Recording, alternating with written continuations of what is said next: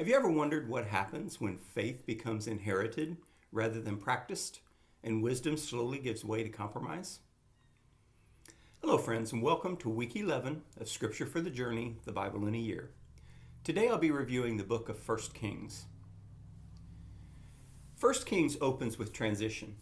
David's reign comes to an end, and leadership passes to his son Solomon. The shift feels hopeful at first. Solomon asks God not for power or wealth, but for wisdom. And God honors that request, and Solomon's early reign is marked by discernment, justice, and stability. The people experience peace and prosperity and unity. It feels like the fulfillment of long-held promise. One of the defining moments of 1 Kings is the building of the temple in Jerusalem. This is a high point in Israel's story. The temple becomes a visible sign of God's presence among the people. Solomon dedicates it with prayer, humility, and gratitude. He acknowledges that no building can contain God, yet he trusts that God will meet the people there. 1 Kings reminds us that sacred spaces matter when they point beyond themselves to faithful relationship. But the book doesn't stay at this high point for very long. Slowly, subtly, compromise begins to creep in. Solomon's wealth grows. His alliances expand. His devotion becomes divided. And what begins as wisdom gradually turns into accommodation. Solomon's heart is pulled in multiple directions, and faith becomes less central. 1 Kings shows us how drift often happens quietly, not through rebellion, but through distraction. After Solomon's death, the kingdom fractures. Israel splits into two kingdoms, Israel in the north and Judah in the south. Political rivalry replaces unity. Kings rise and fall quickly, many driven by fear, ambition, or self-interest. The book begins listing rulers whose reigns are measured not by success or strength, but by faithfulness. And again we hear the phrase that they did what was evil in the sight of the Lord. Into this instability steps the prophet Elijah. His arrival shifts the focus of the book. Elijah is not a king, but he speaks with moral clarity and courage. He confronts King Ahab and challenges the worship of false gods. On Mount Carmel, Elijah calls the people to choose whom they will serve. And this dramatic moment reveals the heart of 1 Kings. When leadership fails, God raises voices to call people back to faithfulness. Yet Elijah is not portrayed as untouchable or endlessly strong.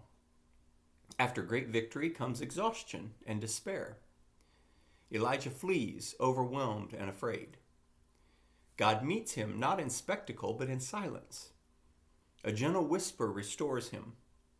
1 Kings reminds us that even the strongest voices of faith need rest, care, and renewal.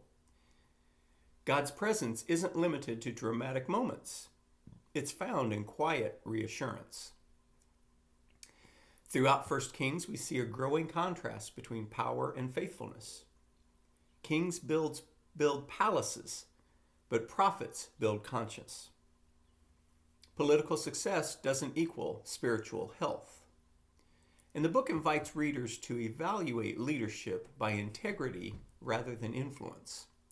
Faithfulness, not dominance, becomes the measure that matters. 1 Kings also emphasizes the consequences of divided hearts. When worship becomes fragmented, justice suffers. When leaders seek security in alliances rather than trust in God, communities fracture. And the book doesn't present these outcomes as arbitrary punishment. They are the natural result of forgetting the source of wisdom and life. For us today, 1 Kings offers a cautionary reflection. How easily does faith become inherited rather than lived? Where does wisdom give way to convenience? Where might devotion be divided by competing priorities? 1 Kings invites honest self-examination, not fear. The book also offers hope. God doesn't abandon the people, even as leadership falters. Prophetic voices continue to speak. Opportunities for return remain open. God's commitment to covenant endures beyond human inconsistency. As you reflect on 1 Kings, consider this question. What anchors your faith when success, comfort, or pressure pull you in different directions? This book reminds us that wisdom begins with humility and that faithfulness requires continual attention. Next week, we'll turn to 2 Kings, where the story of division deepens and the prophetic witness continues. But for now, 1 Kings invites us to remember this truth. Faith is not sustained by inheritance or achievement alone. It is sustained by hearts that remain attentive to God's wisdom and guidance. And friends, if this journey through Scripture is meaningful to you, I invite you to like this video, share it with someone who might appreciate it, and leave a comment letting me know what stood out to you today. Be sure to follow or subscribe so you can walk through all 66 books of the Bible with us, one week at a time. God bless you, my friends, today and always.